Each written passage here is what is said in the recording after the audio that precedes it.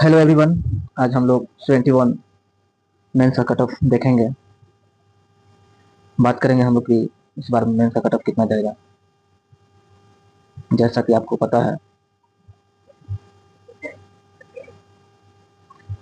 68 में cut off गया था 447। 69 में 466 और 70 बीपीएससी में 78 बीपीएससी में 445 कट ऑफ गया था। तो इस बार क्या कट ऑफ रहने वाला है, तो हम लोग इससे पहले हम लोग क्वेश्चन का अवलोकन करेंगे। इस बार का क्वेश्चन किस प्रकार से था। सकते हैं कि पिछली बार जो 78 बीपीएससी का क्वेश्चन जो था उसमें जो शॉर्ट क्वेश्चन थे, तो शॉर्ट क्वेश्चन 5 ही क्वेश्चन थे GS1 के पेपर में। लेकिन इस बार देख रहे हैं कि लगभग 6 क्वेश्चन शॉर्ट क्वेश्चन पूछे गए। Total 6 question short question. और अगर करंट देखा जाए तो इस बार जो करंट है काफ़ी टफ पूछा गया। इस बार का करंट काफ़ी टफ है। सोचिए, एक यह जो क्वेश्चन है भारत और अफगानिस्तान के संबंधों के बीच में जो पूछा गया है, ये क्वेश्चन ठीक है, अगर टफ नहीं था, लेकिन बाकी सारे क्वेश्चन जो है काफ़ी टफ है। और इस बार जो DI सेक्शन में देखेंगे तो DI सेक्शन का क्वेश्चन जो था पिछले एग्जाम की अपेक्षा इजी था। तो DI सेक्शन में विद्यार्थियों का नंबर अच्छा आएगा। और DI सेक्शन में एवरेज नंबर जो है, DI सेक्शन में एवरेज नंबर 60 आ सकता है। क्वेश्चन इजी था।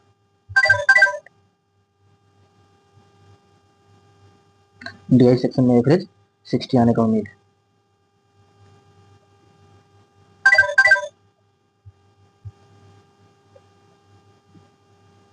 सेक्शन में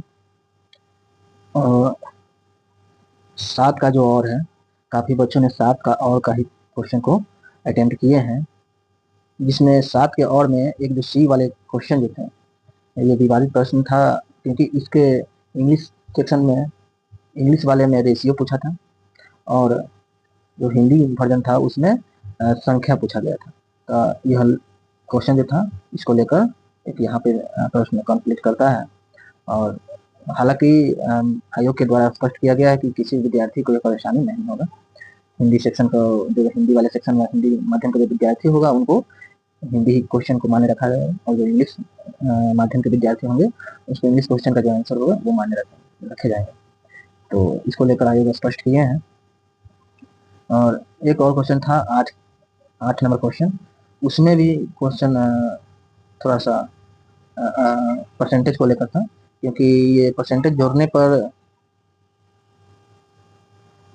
लगभग 101% आ रहा है। तो कई सारे विद्यार्थी 101% मानकर बनाए हैं और कुछ विद्यार्थी 100% मानकर बनाए हैं। हालांकि आंसर में उतना डिफरेंस नहीं आ रहा है, तो ये भी हमको लगता है कि सभी को आयोग के द्वारा आंसर सही किया जाएगा, गलत नहीं किया जाएगा, क्योंकि आयोग यहाँ पे गलत की है। तो इससे ज़्यादा कोई परेशानी होने वाली नहीं है। अब चलिए बात करते हैं GS2 के प्रश्न। 28 BPSC के मुकाबले प्रश्न जो थे, जो पॉलिटी सेक्शन का था, तो पॉलिटी सेक्शन का जो प्रश्न था शायद आसान थे, और आसान नहीं कह सकते, ये मॉडरेट टू टफ थे। और यह जो था, अब प्रश्न जो है पूछे जा रहे हैं UPSC लेवल के प्रश्न कह सकते हैं कि अब पूछे जा रहे हैं। जैसे संक्षेप में 42वें संविधान संशोधन अधिनियम 1976 की मुख्य विशेषताओं पर चर्चा करना था। दूसरा था कि संसद और सर्वोच्च न्यायालय के बीच जो टकराव होता है, विवाद होता है, उसके कथन में यह प्रश्न था। तीसरा था कि न्यायिक क्षेत्राधिकार, जो न्यायिक क्षेत्राधिकार है उससे प्रश्न पूछे गए थे। और इसमें टोटल शॉर्ट्स नोट्स में लगभग 5 प्रश्न पूछे गए हैं। और वित्त आयोग के बारे में पूछा गया है, देख सकते हैं वित्त आयोग के बारे में पूछा गया है। फिर न्यायिक पुनरावलोकन के बारे में पूछा गया है। तो पॉलिटी वाला सेक्शन कुछ इजी है, मतलब मॉडरेट टू टफ है। मॉडरेट कहेंगे, टफ तो नहीं है, पढ़ने वाले विद्यार्थियों के लिए कोई टफ नहीं है। और लॉन्ग क्वेश्चन में देख सकते हैं, हाँ ये लॉन्ग क्वेश्चन में यह जो प्रश्न जो था, वही विद्यार्थी इस प्रश्न को अच्छी तरह हैंडल कर सकता था, जो पॉलिटी का और सामाजिक मुद्दे का सही पकड़।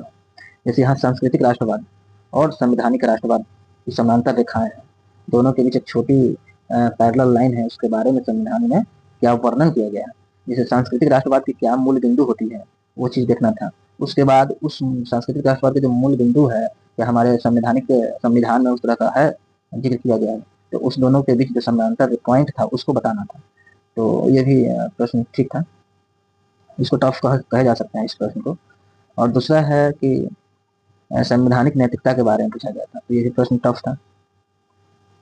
इसका तीसरा प्रश्न देखेंगे तो संविधान संशोधन के बारे में पूछा गया है, संविधान संशोधन के बारे में प्रश्न पूछा गया है। चौथा है कि संघवाद की अस्थायी कार्यप्रणाली।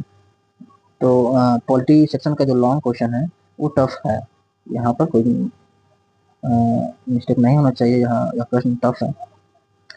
और अब देखते हैं खंड 2 इको और ज्योग्राफी का।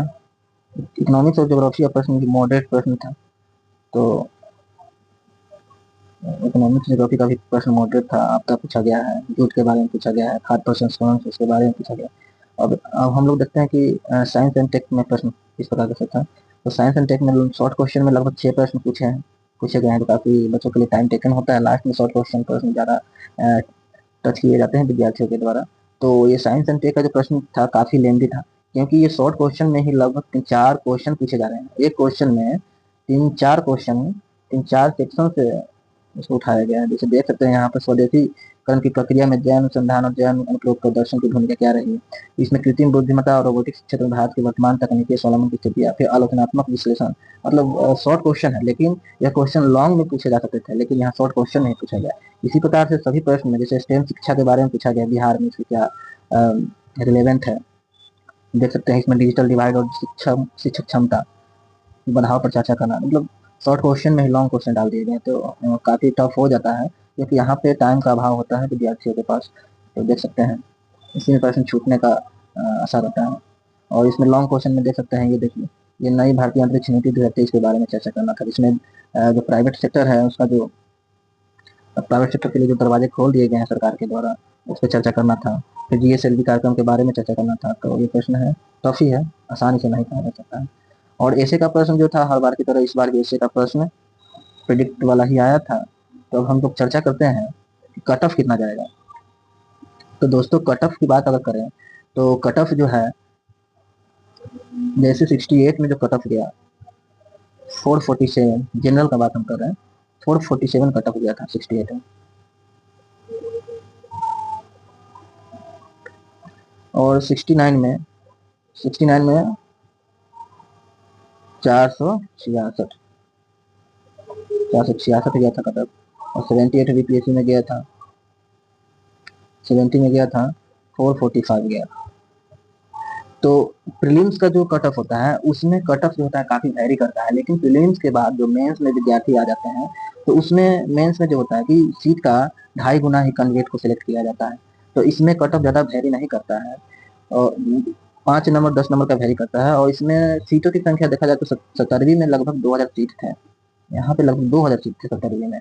और 71 में जो सीट की संख्या है, 71 में जो सीटों की संख्या है लगभग 1200, यानी लगभग 1300 सीट है 71st BPSC मेंस में। तो यहाँ पे कट ऑफ अगर अनुमान लगाया जाए तो कट ऑफ जो होगा, कट ऑफ जो होगा 71 का, ये 440 के अराउंड ही कट ऑफ जा सकता है, 440 के अराउंड कट ऑफ जा सकता है। क्योंकि यहाँ पे जो प्रश्न पूछे गए हैं, अगर DI सेक्शन को छोड़ दिया जाए तो सारे section almost moderate to tough है। तो इस अनुसार कट ऑफ जो है 440 जाएगा। चलिए, धन्यवाद हमारे वीडियो को देखने के लिए। अगर आपका मेंस परीक्षा अच्छा गया है और कट ऑफ आपका इसके अराउंड है, तो आप जल्द ही इंटरव्यू की तैयारी के लिए आप लोग लग जाए, हमारी शुभकामना है।